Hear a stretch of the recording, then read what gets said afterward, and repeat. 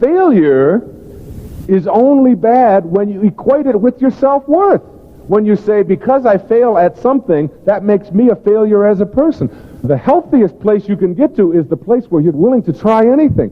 Healthy people will try virtually anything. And they're not afraid. They don't live by their customs. They don't live by their traditions and the rules and everybody else's dictates. No, not at all. Someone who isn't afraid to fail because they know something very important. When I walked in here today, my self-worth was intact.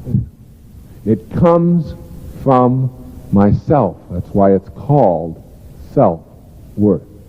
Now, if you like me, that's nice. And if you applaud, and if you laugh, and if you enjoy, that's terrific. That's better than if you don't. Yeah, I like it a lot better. I love approval. I think it's the most wonderful thing in the world. The difference is, I don't need it. If I need it, that means when I don't get it, I collapse. That's what a need is, isn't it? A need, I'll tell you what I need. You take the oxygen out of this room. You know, I'm in trouble. I need oxygen real bad. All right? And I don't mind admitting it. But approval, no problem there. Or somebody else puts you down, or someone doesn't like what you say.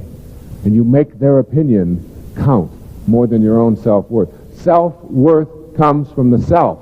And it comes from the belief about the self that I have integrity, that I am valuable, that I'm attractive, that I'm important. You don't have to go around saying it. You have a quiet kind of love affair with yourself. It's the only self you got.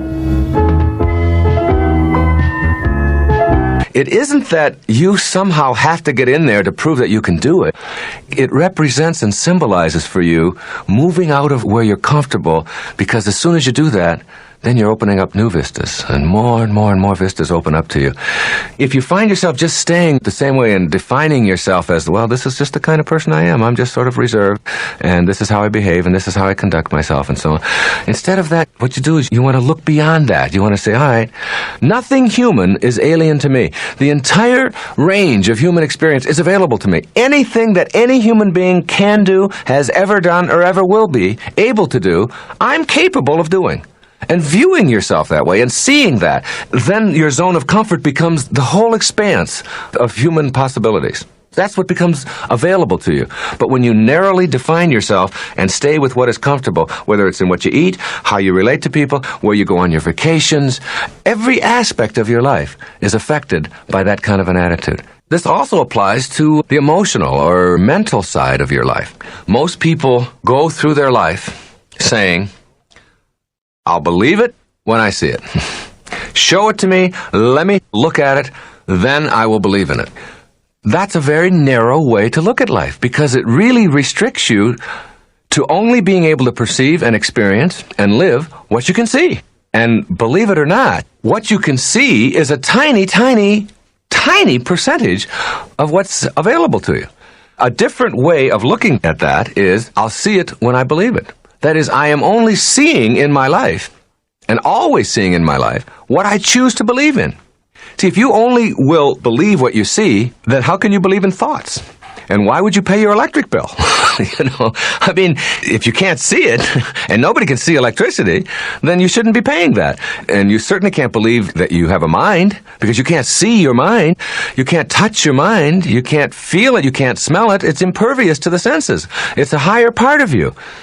But if you know that just because it's invisible, or just because it's not available to me through my senses, that doesn't mean that it doesn't exist, that it's all out there for me to experience, so that you'll begin to see miracles, for example, in your life, wonderful, phenomenal miracles, more and more of which have cropped up in my life in recent years since I've shifted around my attitude about it.